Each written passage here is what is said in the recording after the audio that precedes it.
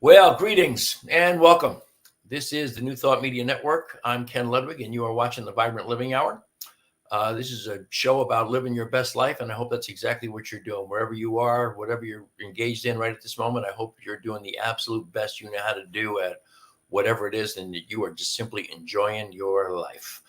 This is a special day for me, and I think it's a special day for the network as well. My guest today is a gentleman that I've actually been Facebook friends with, Arun Gandhi, for a very long time. I am just thrilled to have him on the show here, and let me tell you a little bit about why he's on the show.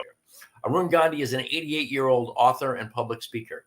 He is a grandson of Mohandas K. Gandhi, who was also known as Mahatma, and is promoting a different interpretation of Gandhi's philosophy of nonviolence. Through his organization, he's also involved in rescuing poor children from being trafficked. There are more than 1,000 children receiving food, clothing, shelter, and education in India through his nonprofit. He has recently authored The Gift of Anger, which has been translated into 24 languages and has become a bestseller all over Europe. Arun is the founder and president of the M.K. Gandhi Institute for Nonviolence in Rochester, New York. He's a co-founder of the Season for Nonviolence, along with the Association for Global New Thought. The season is a set of practices embraced during the 64-day period between the memorial anniversaries of the assassinations of Gandhi on January 30th, 1948, and Dr. Martin Luther King on April 4th, 1968. The Season for Nonviolence has been introduced in the prison system in Western New York at Attica, Auburn, and Groveland with amazing results.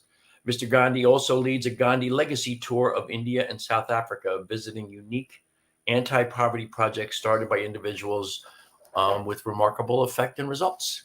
Arun, welcome to the show. Thank you for having me on the show, Ken. I'm so thrilled to have you here. You're, I've longer than I've known you, I have been aware of the Season for Nonviolence. You're familiar with my affiliation with Mile High Church in Denver, Colorado. Yeah.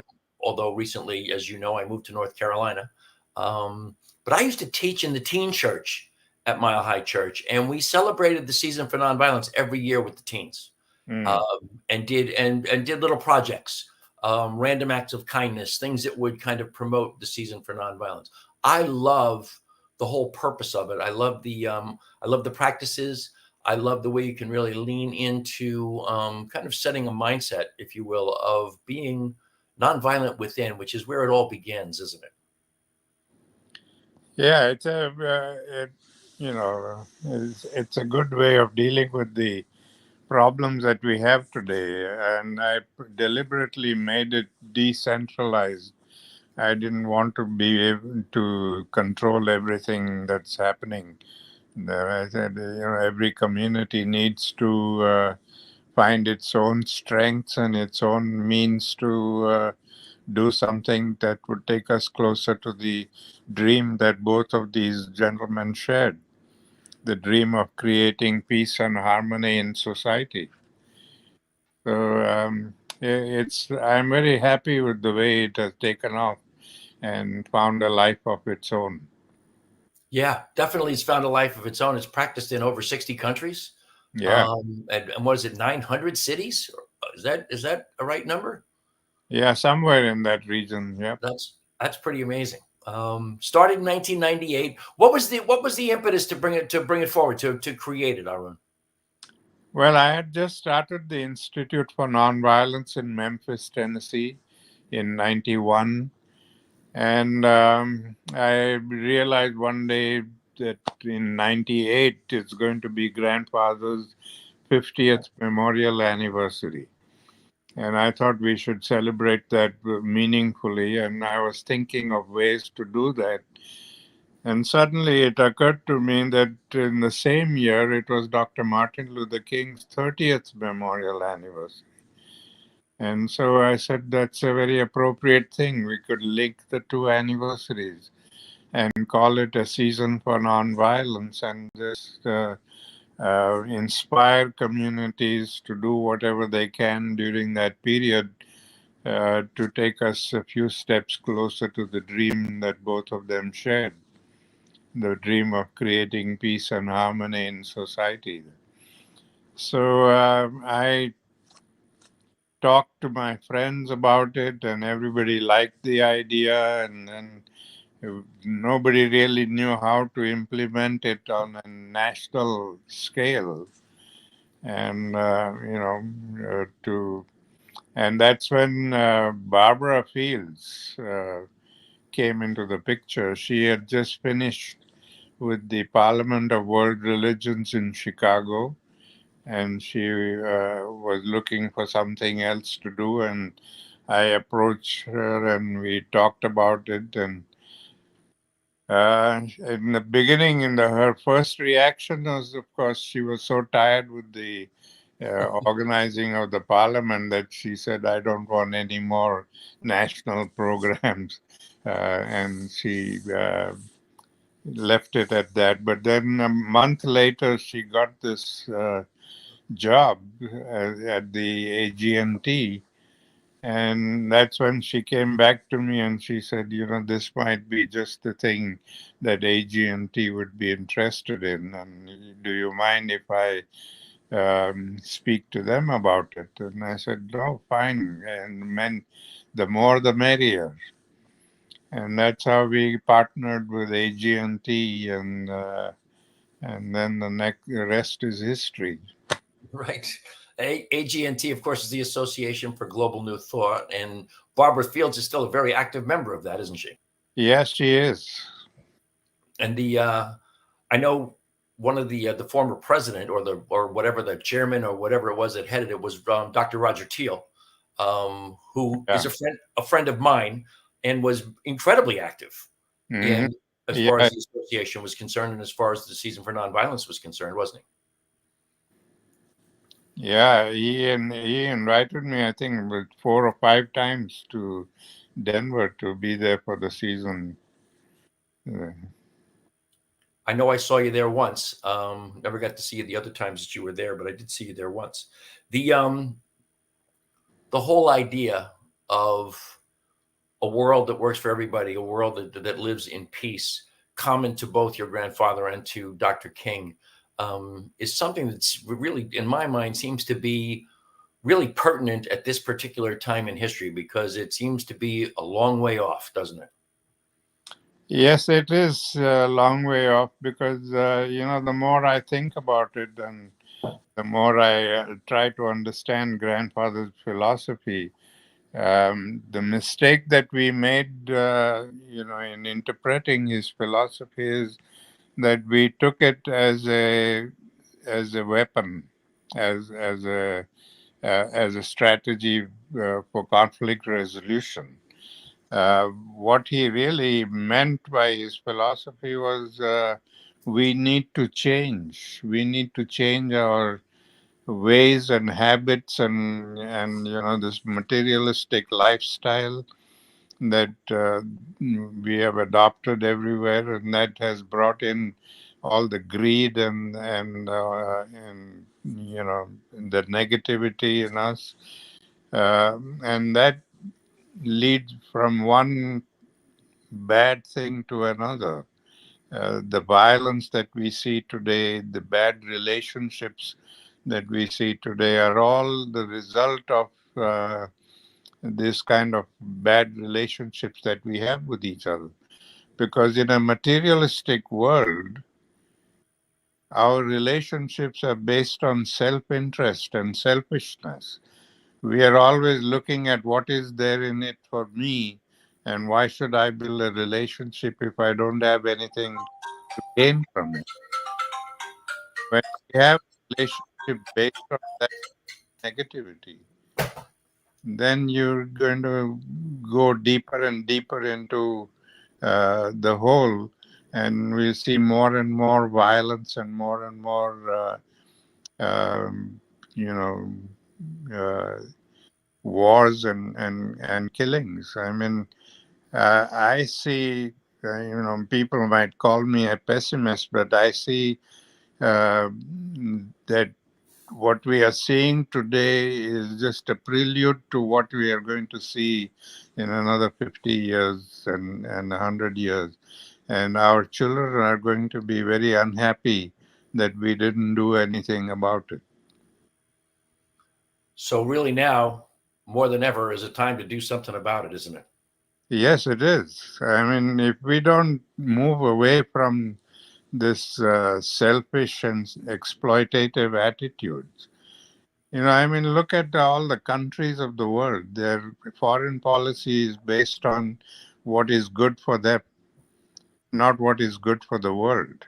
Where every country is exploiting every other country in the world to gain whatever they want from each other, not about uh, what is good for the world. And nobody cares about the world. Everybody just cares about their country. We are in this country, I mean, the richest country in the world, the most advanced country in the world.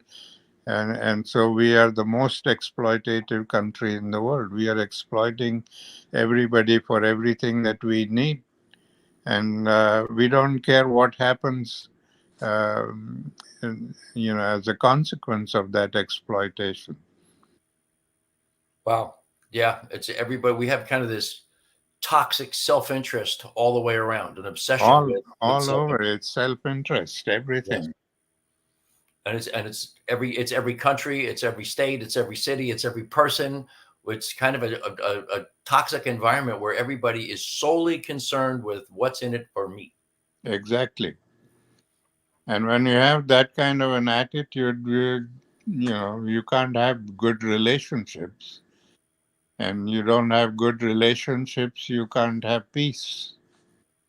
That's one of the things that is interesting about the season for nonviolence, the practices of the season. And for people who are interested in this, it's you go to GandhiInstitute.org and you will see all 64 days of the season for nonviolence. And there's a practice that goes with each day. Today is March 3rd. It would be day 32 of the season for nonviolence. And today's practice is patience. And there's just a little blurb that I think this can apply to almost anybody. It's so simplistic, but it really, I think, rings a bell for everyone. It says patience. When your plans seem delayed, choose to be patient by identifying at least 3 ways that you can constructively use this time to support your goal. In other words, when your plans are delayed, really whatever you had planned to do was your goal at the moment, whether it was a big thing or a little thing, whether it was going to the grocery store or making $1 million, doesn't really matter. That was your goal in the moment. And when it's delayed, we tend to be impatient as opposed to stop and think, how can I use this time? How can I use this time productively for myself and for all those around me? Exactly. And There's a great quote there from Pema Chodron as well. It says, "Patience is not learned in safety." I think that's hysterical. It's not learned in safety. It's in the stressful moments where we yeah, learn patience, and it is the stress, the all-around stress of wanting to achieve whatever it is we have in mind for ourselves that is causing this toxic self-interest that really that just makes it almost impossible to have peace with someone else when we are so not at peace within ourselves. yeah, we're absolutely impatient because we are thinking only about ourselves. I want this right now and I must get it. Nothing must stop it. We don't realize that between what I want and what is happening, there are so many people involved in the process, and that you know sometimes it's going to delay us, and sometimes it's going to be difficult to achieve it. But we get so impatient by it because we are driven. We want to be driven all the time. And it seems that's kind of what society, kind of the position it puts us in. Our society is based on achievement, Yeah, on the next thing, getting the next thing, achieving the next thing, buying the next thing. It's all not. It's never about what appreciating what I have now, being right. grateful for what I have now. It's always about what's next, right?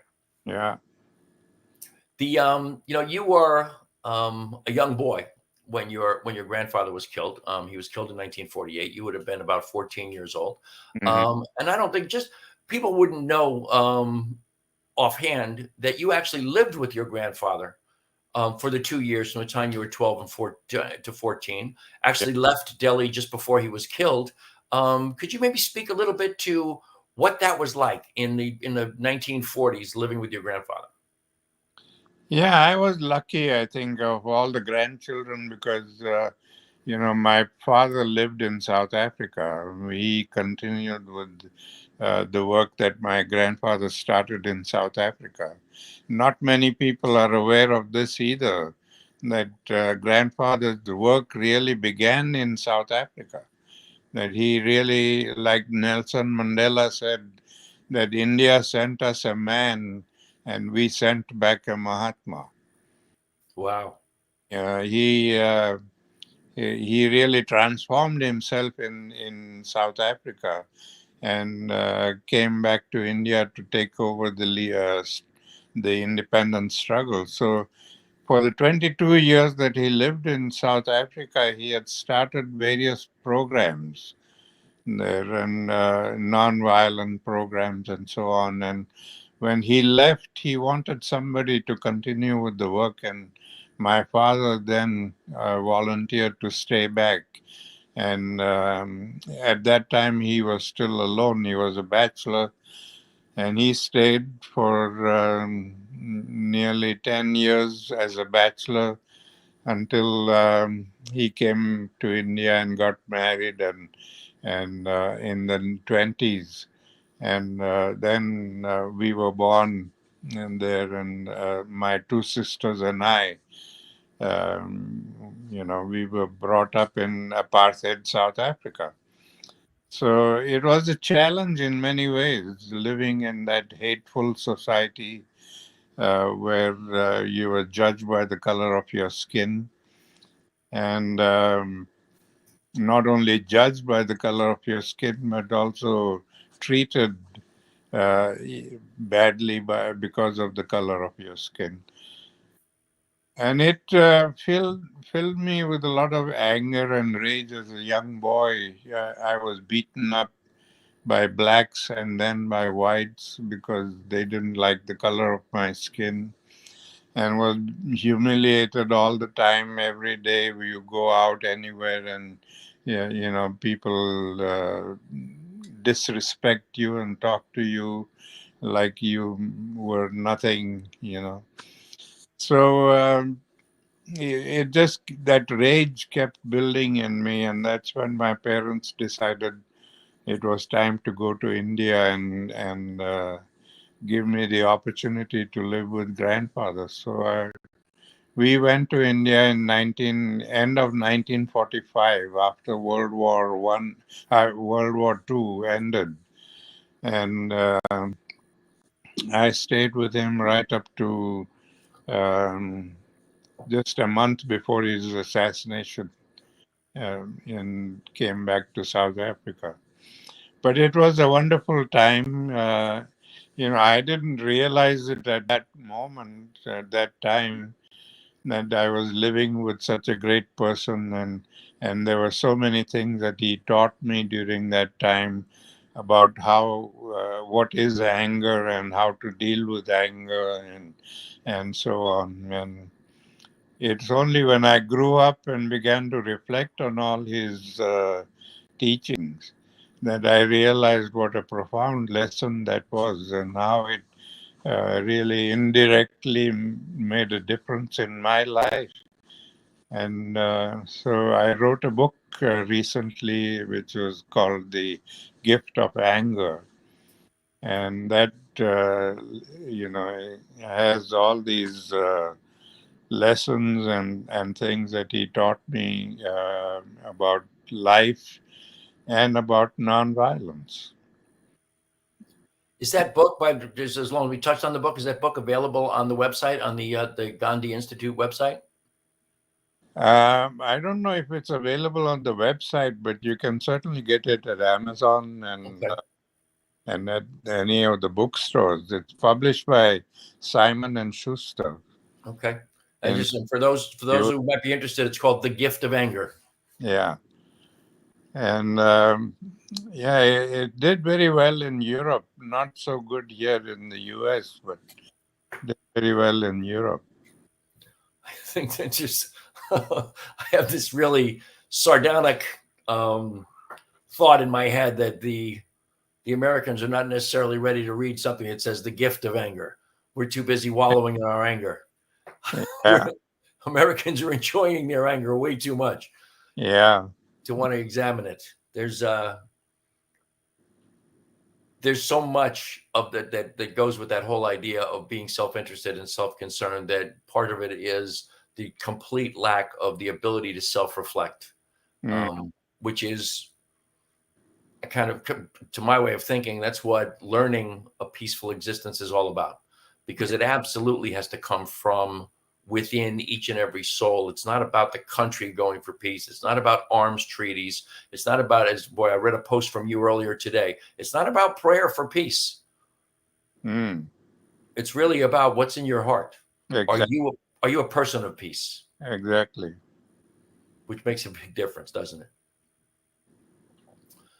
So as things go by now, you're not really an active participant anymore in the Institute, are you? No, I wanted the institute to be independent of me. I don't want. I've seen many institutions started by friends and family, and they've gone by the wayside because they were so totally dependent on the person that once the person was removed from there, the whole thing collapsed. And I didn't want that kind of thing to happen. So I moved myself away from it, and I said, now let the younger generation run the institute. And so we've been passing the baton over to younger people. Excellent. Are there any of those family members, any other Gandhis involved in it? No, nobody is involved in it. It's all. It's just yours, and it passed on to your team. Yeah. Excellent, excellent. So what's Arun Gandhi's life like at this point? What are you looking forward to? What are you involved in? What are you engaged in right now? Well, mostly doing these kinds of radio and other interviews and talking to people. And I used to, before the pandemic, I used to go out and speak at universities all over the country. And but then the pandemic came about, and that put an end to that life.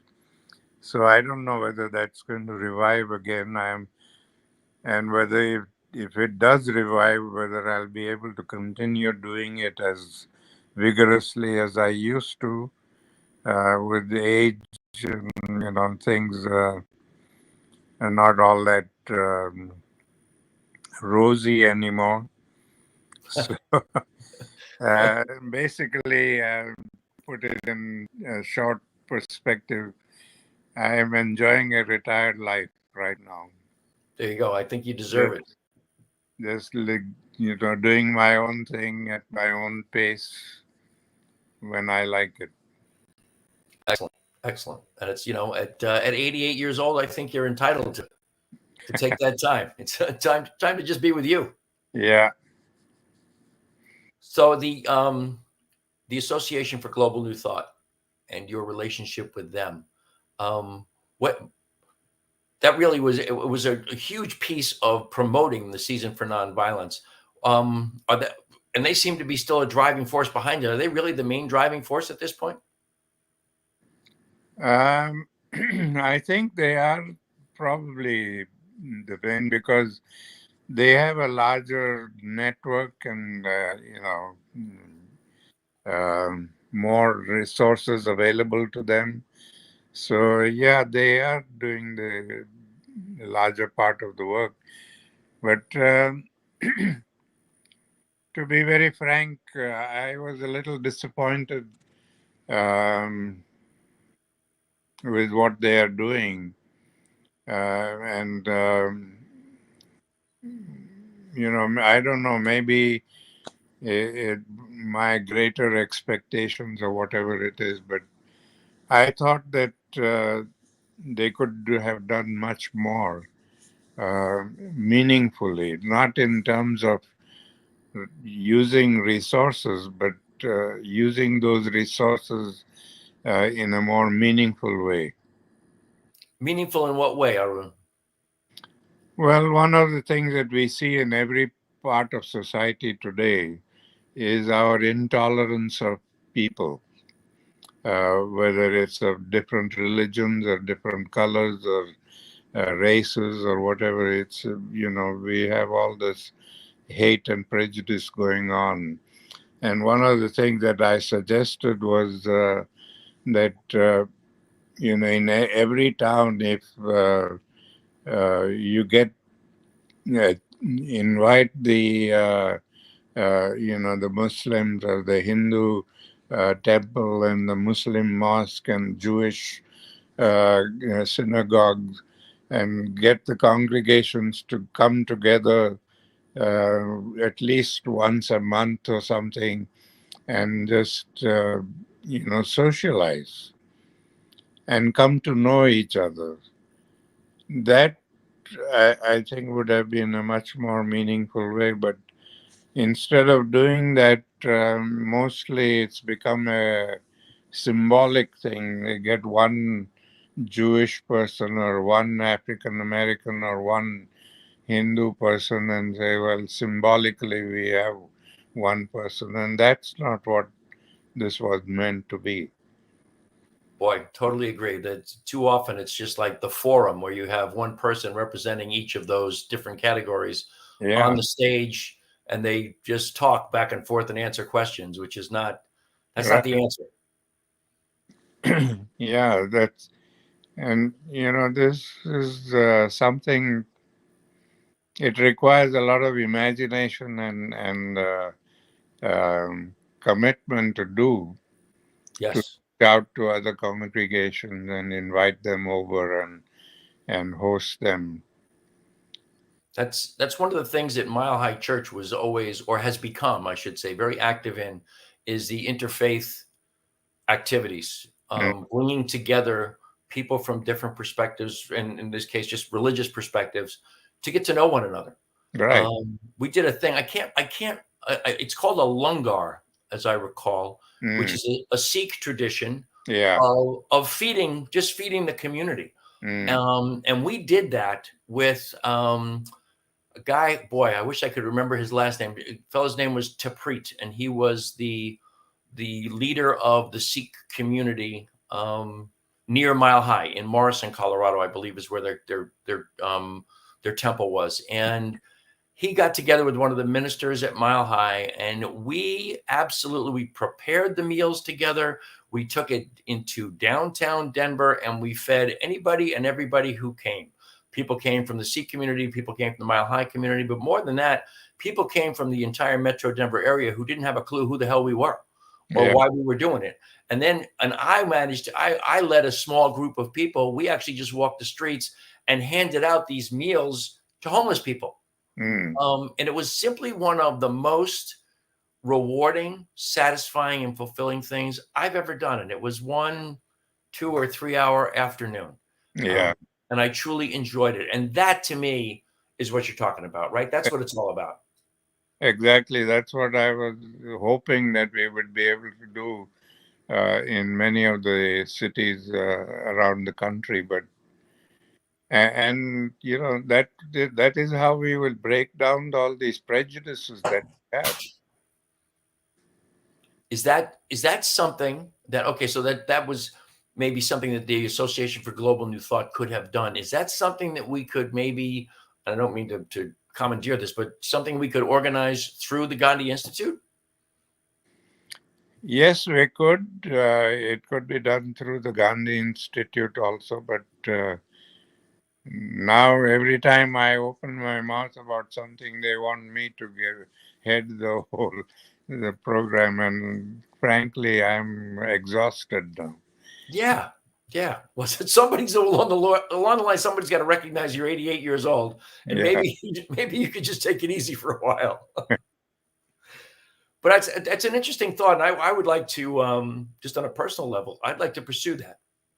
Because I think please do.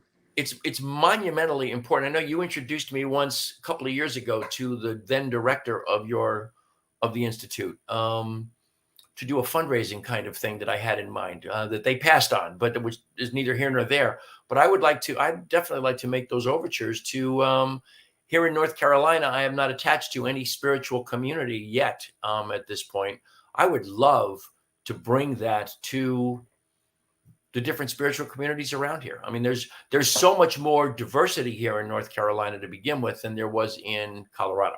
Yeah. Colorado is, this was something that fascinated me that when I first looked it up. Colorado is approximately 85% white. North Carolina is 64% white. Much more diverse population. Yeah. And I find it refreshing. I find it there's a fascination to it of getting along with people who are obviously very different from what I've been used to experiencing in 46 years that I lived in Colorado. And I would love to spread that idea of community from place to place, from synagogue to temple to mosque to church. Yeah, please do. I would love somebody to take it over. Well, I don't know that I'm capable of taking it over, but I'd love to get involved in it in some way, shape, or form. The future. You say earlier that you might be looked at as a pessimist. I don't see you as a pessimist, but at the same time, I see you being realistic about looking at the way things are right now. And if we don't find some monumental change, we're in trouble, aren't we? Yeah, we are. I mean, that's what your grandfather said, that we must be the change we wish to see in the world. If we don't change ourselves, nobody else is going to change. And if we begin to make that change in our own attitudes, we will eventually be able to change the society and the world. So, somebody has to take the first step, and I see that everybody is waiting for somebody else to take the step first, and that way nobody is going to do anything at all. So I think it's time now for uh, people who are worried about what's happening in the world and what's going on, and all the hate and the prejudice and the violence and the wars, that we need to do something tangible. We need to not fight the enemy, but transform a friend. The whole basis of the philosophy of nonviolence is that we are not fighting an enemy. We are not in a conflict with an enemy. We are trying to change the attitudes of people. And the only way you can change the attitude of somebody is by reaching out to them with respect and love, not aggressively. You can't go and catch somebody by the collar and shake them up and say, you change your attitude or else. That's not how it's going to happen. Right. And It's that's going all too often how we go about it. Yeah. And this whole thing about depending on the government and depending on the law. For instance, this racial problem in the country today, and in many, even in India, with the caste problem, there we depended entirely on the law to put things right. The law enabled the African American people to come and be treated with respect wherever they wanted to be. They could enter institutions, they could get into places where they were not allowed to go in the first place. That has happened. But the law cannot make one person respect the other person if they don't want to. So true. So true. The law does not change hearts. Yeah. So today we have achieved 50% of the thing of opening the doors to them, but the respect and the love and acceptance that we need to have between us is lacking, and that is because there is no personal connection. That's the key. That's the answer. Obviously, is to Yeah, find ways to create connection. right. And that's why I was hoping that in the season for nonviolence, there would be more of that kind of connection and reaching out, and not as symbolically, but in a tangible way, uh, to make a difference in society. Wow. It's interesting. The couple of people on the driving force or the committee or whatever of AGNT are people that I know personally. Um, and I feel like I'm compelled. I will reach out. I will reach out to two people in particular that I know from Colorado who are on the board. Mm. Um, who I think that's a suggestion well worth making. I know, again, Mile High is involved in interfaith activities, but nothing to the extent, and I have to be fair. COVID has a lot to do with that. I mean, the pandemic has really, really prevented any thoughts of bringing people together in community only via Zoom, right? And that's not the best way to do it. Mm. Um, but I think the time is past now where we can no longer get together as groups. We can do that now. And even as they drop mask mandates, indoor activities, we can bring people together. And I think the members of the Association for Global New Thought and my friends in the Mile High community, I think really there's work to be done there. And I will definitely reach out to the Institute, and there's work to be done that is not impossible, that can bring people together. Exactly. Nothing is impossible if we have the desire to do it. That's what, nothing changes if nothing changes. Mm. And the only way it changes is if somebody decides they want to make a change, and they decide to do it. They believe they can do it. They envision what it's going to be, and then they go ahead and create it and make it Yeah. happen and absolutely make it something of reality. This has been a very enlightening conversation for me. I so appreciate your presence. I appreciate everything that you have done. I appreciate the work of the Institute. I appreciate the Association for Global New Thought, but I also appreciate the Season for Nonviolence. As I said, I taught teens in the teen church for a half a dozen years at Mile High, and I loved what we did during the season every year. And the thing that strikes me as we're having this conversation now, Arun, is how much the kids embraced it. Yeah. Well, I don't mean to discount what has been done. I mean, we have achieved a lot. So many people have been inspired by it, and so many people have taken it up. I'm just saying that perhaps we could have done more. And we can always do more. There's Mm. no, in this particular realm we're talking about, there's never too much. And in fact, at this particular stage in history, there's never enough. Never. We can just keep moving in the direction of connecting one heart to another heart, Mm-hmm. Yeah. which in the end, that's the message, isn't it? Indeed. So in the future, I want you to know, unless you've got something burning on your mind that you'd like to cover here, I'm going to let you go. Let you enjoy the rest of your evening. But I do want you to know this. You mentioned that you don't know if you'll be able to get out and do the speeches and the talks that you've done at universities. You will always have a forum on my show anytime you want it. You've got something to say. All you got to do is shoot me a text message. You've got my number. I've got yours. Just shoot me a text message. Say, Ken, I want to be on. And you're on. Thank you. Thank you very much. I appreciate you very much. I appreciate your time. I appreciate your efforts in the world. If you want to stay in the background here while I come to a close on the show, you're more than welcome to. Otherwise, feel free to just go about your business and have a pleasant evening. And namaste, my brother. Thank you very much. Namaste. Thank you. And All we'll right. seeing you more. Say that again, Arun. I said I'll be seeing you more often now. Absolutely. Absolutely. And I will look forward to that. Okay. All right. Bye-bye. There you have it, folks. Perhaps the most important interview I've ever done in my life, as far as what I consider to be the stature or the gravitas, if you will, of the person that I just interviewed, Arun Gandhi. I have always, since I was a teenager, since I Martin Luther King was shot the year I turned 18. I have always been conscious of the work of Dr. King and Gandhi since my teenage years. So having Arun Gandhi on the show today was a big deal for me.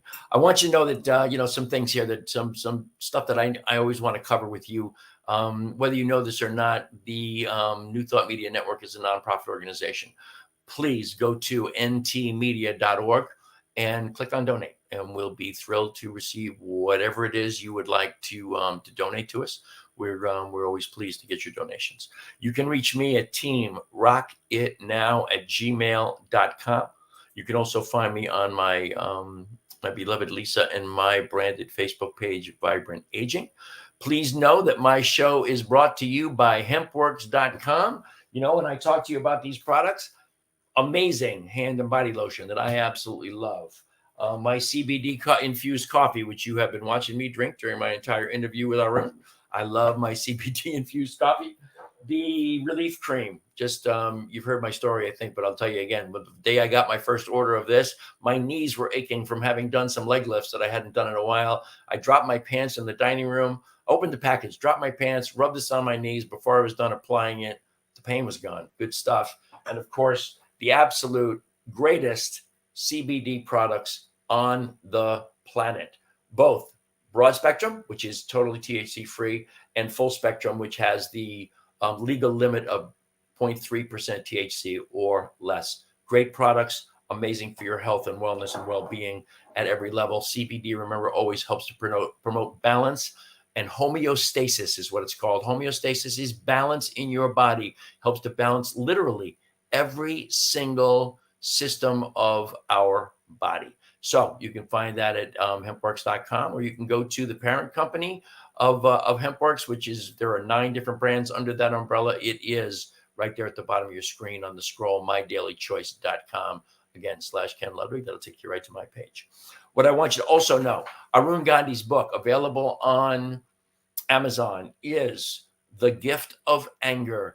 Got to be an incredible story of the incredible anger of a young teenager brought up in the apartheid South Africa, then spending 2 years from the ages of 12 to 14 with his grandfather during the last 2 years of his grandfather's life. Got to be an amazing story. The Association for Global New Thought, if you're interested in connecting with them, it's agnt.today. It's the only .today URL I've ever seen. And AGNT, Association for Global New Thought, agnt.today, or you can go to gandhiinstitute.org. And there's 2 I's in there, Gandhi Institute, the GANDIINSTITUTE.com. .org. For the Gandhi Institute. You can find out all you want to find out about the Association for Global New Thought. You can find out all you want to find out about the Institute and for the Season for Nonviolence. And if you go to the Season for Nonviolence, if you go to the Gandhi Institute page on the Season for Nonviolence, you will, if you look at, you scroll down, and there's a thing, I think it says to participate maybe, and you just click on that, and it'll give you every day of the 64 days this year, and what the practice is for the day, what to embrace this day. As I told you earlier, today's day 32, and the practice was patience. So that's it for today. I'm so appreciative, as always. I feel immensely blessed for the great gift of your time and your attention. I wish you all the love and all the blessings the universe has to offer, and all the peace that is yours for the embracing. I hope you'll join me next Thursday.